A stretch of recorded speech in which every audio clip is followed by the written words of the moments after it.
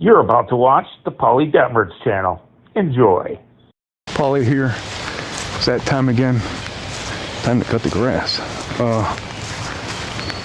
Yeah, got the Grand Champ out here. I just got the fire started and I threw the meat right in. Not really the best way to do it. And it's a little hot. It's okay. It's gonna be fine. What do I have in this smoker? We have some beer brats. Of course, we got some pulled pork.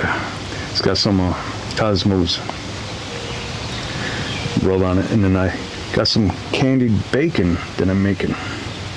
Making bacon. The candied bacon, right now I just have brown sugar on it. I'm probably going to add some syrup that was made from my tree in my backyard. My neighbor made it. So I'm going to probably brush it on here in a few minutes. Yeah, I can't wait to get this done. I got a late start. I could not find my charcoal chimney for the longest time. It was in the truck bed toolbox of Black Betty. One of those last trips of using the Fisto. And I forgot to put it in there. It took me about a good hour to figure it out where I had it. Right down here, this is some apple wood. It's a tree I cut maybe 2-3 months ago. I can't recall, but at least 2 months ago, and it seems like it's burning. I do have some of this apple wood here. That's cherry, I'm sorry, cherry, mostly cherry. And some of it's maple. As I mentioned in the last video that I featured the Grand Champ in, I think I did, one of the last ones, I did tighten down all the nuts and bolts. You see there's no leakage. I don't have a gasket in there. I don't have no sealant in there. This thing is total greatness. What I am going to do though, here in a minute, is put some oil on the top here. I had a tarp on this. Tarps can be detrimental as well as beneficial.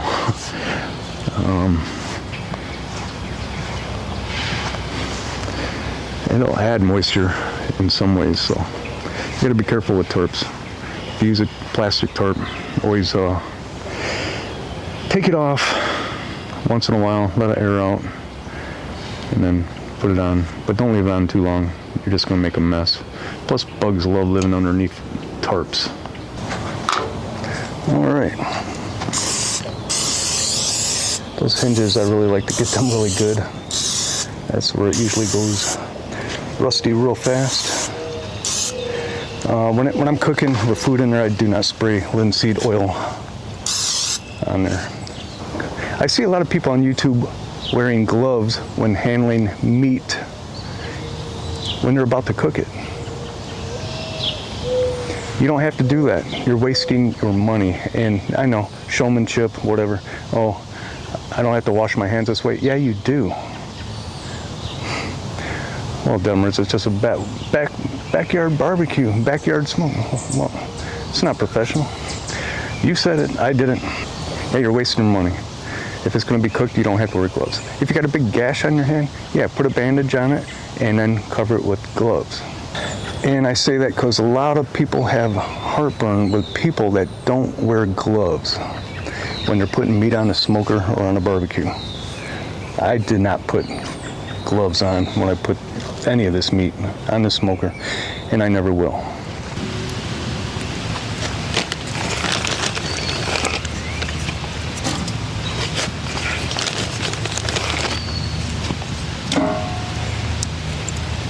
As you can see, I have the fire away from the smoke chamber, closer to the access door. The vent here is partially closed, halfway closed, and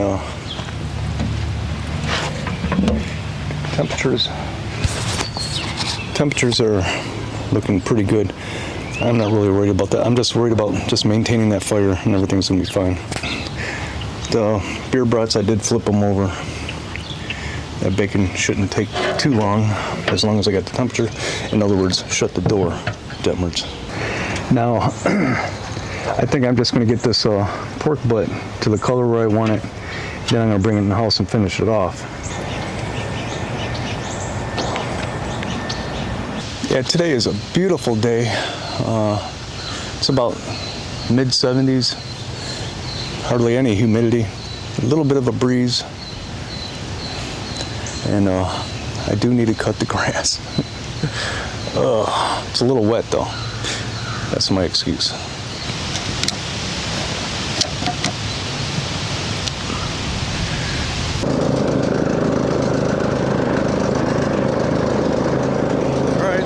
Says cut the grass. I cut the grass.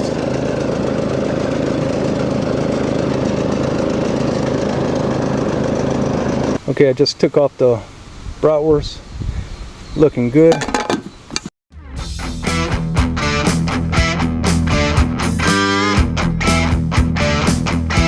Got the eggs pulled off. Got the brats pulled off.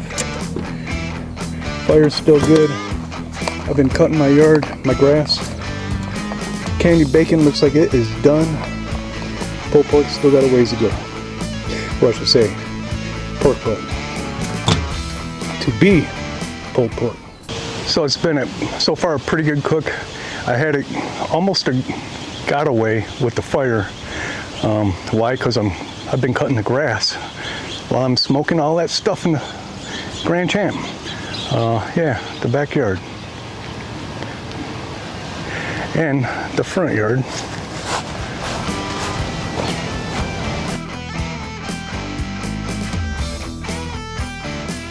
Like a champion.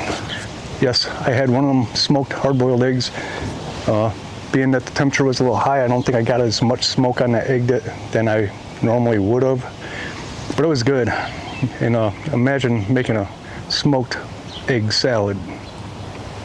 That baking candy, took it in the house, let it cool off, and little lady, I asked her if she would take them off the screen and put them on a plate of some sort. She goes, okay. Well, I came back in, I said, well, you ready to try it? And she goes, I already did. Bad. I told her don't touch it, except for putting it on the plate. But she ate some, she said it was good. Yeah, looking good. No spritz, no injection, just some Cosmos rub and some black pepper.